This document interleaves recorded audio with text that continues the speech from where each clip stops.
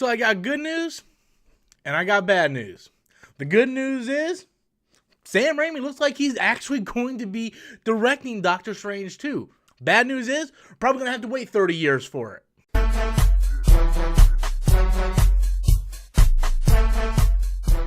Hey guys, welcome back to the channel. So yesterday it was confirmed, actually this time it was 100% officially confirmed, finally, that Sam Raimi is going to be directing Doctor Strange 2 and the Multiverse of Madness. Now, we heard this back in February, speculations.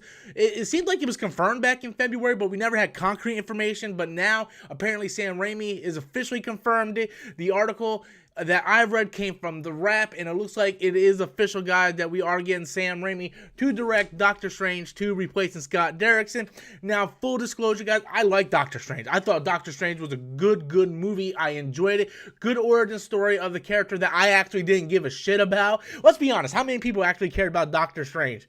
But when the movie came out, it was actually really good. It had a great cast, you know, and Benedict Cumberbatch really, you know, he put himself into Doctor Strange, and he was one of my favorite parts about Infinity War. So when you tell me that Sam Raimi, the guy who created Evil Dead, Army of Darkness, that this guy who has a mind for both horror and comedy is going to be directing Doctor Strange 2 and the Multiverse of Madness, I'm like, yes. Now, I know people automatically are going to jump to Spider-Man 3. You're 100% right. I understand. Spider-Man 3 was not a good movie. I am the first one to admit that.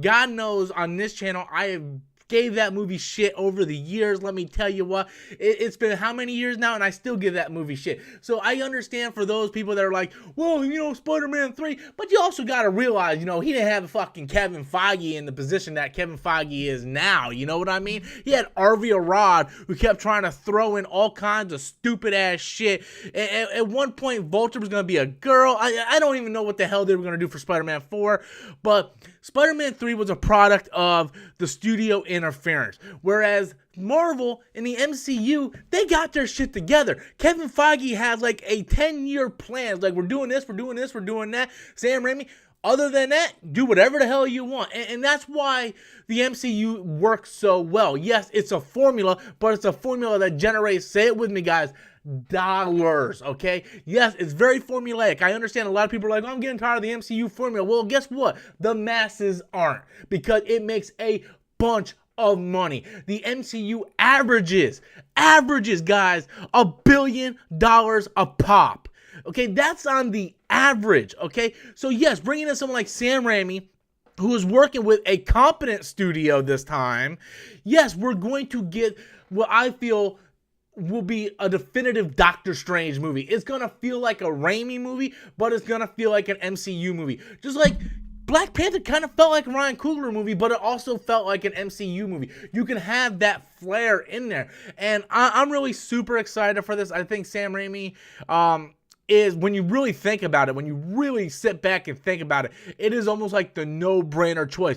Whether or not you guys like the new Lion King live-action film, I use the term live-action loosely, but whether or not you guys like that film or not, after seeing The Jungle Book, everybody said, well, it's only obvious that you get Jon Favreau to direct The Lion King. Like, it was so obvious. When you look at Doctor Strange, you're like, well, it's obvious Sam Raimi. Like, God, he's got horror, he's got comedy, he did superhero films before. Like, this guy is the guy who should be doing this next movie. Not only that, how long has it been since we had a really big name in a director's chair over at Marvel? I think Joss Whedon might be the last one. I mean, you know, the Russo brothers great, Ryan Coogler's great, Peyton Reed's great, James Gunn, these are all great directors, but let's not forget, these were all smaller up-and-coming directors before they got their big break really in the MCU. Russo brothers were doing like TV, Ryan Coogler was doing Fruitvale Station and Creed, Peyton Reed was doing, I don't know what the hell Peyton Reed was doing,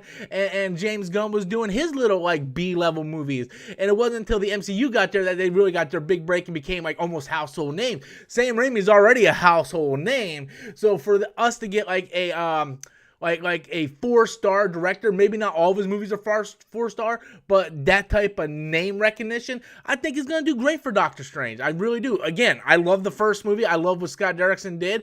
Sure, I kind of wish he would have stayed on, but if you're going to replace him, Sam Raimi's a damn good choice. So anyway, guys, hopefully I kind of, edge you guys into the positive side of this. I know people say, Rob, you're negative all the damn time on the channel. And then once I'm positive on something, I'm riding somebody's dick. So anyway, guys, that's my pros for Sam Raimi coming in to direct Doctor Strange 2. I think it's nothing but positives. It's going to be a different situation than what we got with Spider-Man 3. So I just want to know what you guys think. How do you feel about Sam Raimi officially now directing Doctor Strange 2 and the Multiverse of Madness? Be sure to leave those comments in the comment box below. Until next time, as always, I'm Robert Storms, and that's my opinion.